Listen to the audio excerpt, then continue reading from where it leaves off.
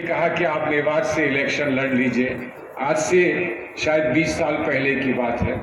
तो मैंने ये कहा गाड़ी वापस ले जाओ, पैसे की बोरी, वो सिक्कों की बोरी उन्होंने बना के दी थी, इसको यहाँ छोड़ जाओ। इसे ले जाकर मैं फर्रुखाबाद के लोगों को बताऊंगा कि ऐसा मत समझना कि सिर्फ मैं ही हूँ तुम्हारे लिए और तुम हो मेरे लिए और बहुत सारे लोग हैं मेवात के। देखो उन्होंने मुझे ये बोरी दी है। और माफी मांगते हुए मैंने ये कहा था कि तुम बहुत अजीज हो, मुझे बहुत अजीज हो, बहुत पसंद करता हूँ तुम लोगों को, बड़ी इज्जत करता हूँ तुम्हारी, लेकिन एक छोटा सा गरीब खाना है मेरा फर्रुखाबाद में, उसे मैं नहीं छोड़ सकता। और उसको मैं छोड़ना नहीं चाहता था। मैंने सब लोगों की इल्तिजा को मैंने माफी मांगकर इनकार कर दिया और कहा कि मैं वहां नहीं जाऊंगा। राज भाई, वो दिन था जब एक अजीज दोस्त आपके मेरे खिलाफ चुनाव लड़ रहे थे फर्रुखाबाद में, और आप गलती से मैं कह दूं आए थे तकरीर करने के लिए कि सलमान को यहाँ से जीतने नहीं देंगे। मैं नहीं जीता, इनके दोस्त जीत गए। फिर मैं बंबई तक गया इनके पास और मैंने कहा दोस्ती आपने बनाई किसी से, अब मुझसे दोस्ती कर लीजिए। और वो दिन है और आज का दिन है। लेकिन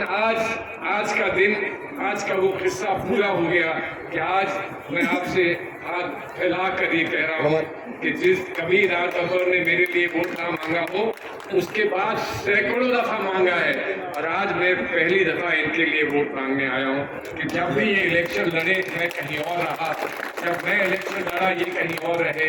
आप देखिए गंगा और जमुना कैसे मिल गए हैं। अब तो आप इनकार नहीं कर सकते। लेकिन सवाल वोट का तो है ही नहीं, सवाल तो सिर्फ इस बात का है कि कितना वोट पड़ेगा। अब क्या है कि गिनती में 100% तक तो हम जा सकते हैं, लेकिन इतनी तवक्को करना शायद सही नहीं है। 99 तक तो पहुंचा ही दीजिए, 99 तक तो पहुंचा ही दीजिए।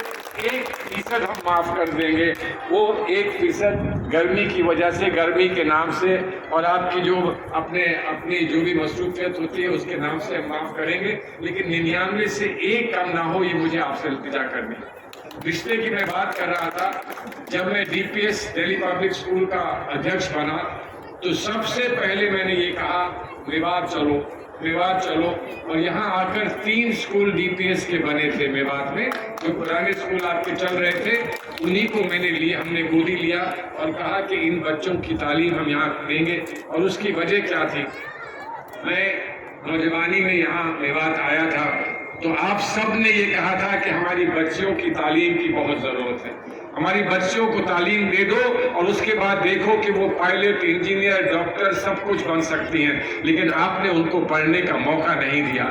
वो बात मेरे दिल में थी और इसलिए मैंने कहा कि मैं चलता हूँ और कहीं ना कहीं से वहाँ स्कूल बना के बच्चों की तालीम के लिए कुछ इंतजाम करेंगे। तब और अब में बड़ा फर्क आया है, लेकिन अभी भी उनको और मौका देना है।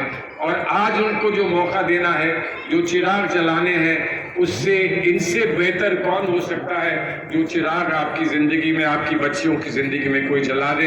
एक शेर के साथ मैं इनको मुखातिब करता हूँ कि कोई बज़्म हो कोई अंजुमन, कोई बज़्म हो कोई अंजुमन, ये शियार मेरा कदीम है, जहाँ रोशनी की कमी दिखी वहीं चिराग जला दिया।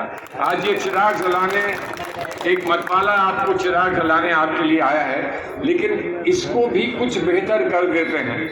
आप कभी कभी बंदूक खरीदने का शौक होता है, ना खरीदें तो अच्छी बात है, लेकिन बंदूक लोग खरीदते हैं। तो 2 नाली की बंदूक हो तो मैं चलाऊं तो कम से कम 2 गोली चलें। तो देखिए हम बंदूक नहीं है, हमको कलम मांग लीजिए, इनको भी कलम मांग लीजिए, लेकिन कम से कम 1 कलम पूरे रास्ते। देश में किस तरह का बदलाव है?